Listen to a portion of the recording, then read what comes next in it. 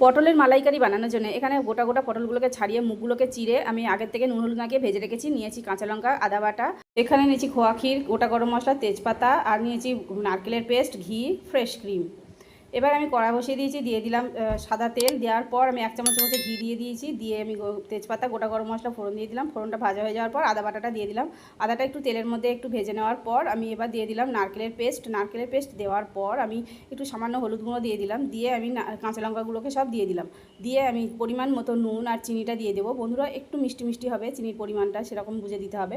আর এবার আমি গ্রেটারের সাহায্যে আমি খোয়া ক্ষীরটাকে গ্রেট করে দিয়ে দিলাম নারকেলের মধ্যে, দিয়ে আমি অল্প করে জল দিয়ে দিলাম, দিয়ে একটু নেড়ে চেড়ে নিয়ে এবার আমি পটলগুলোকে সব দিয়ে দিচ্ছি। তো দেওয়ার পর আমি কিছুক্ষণের জন্য একটু ঢাকা দিয়ে পটলটা আমি একটু রান্না করে নেব।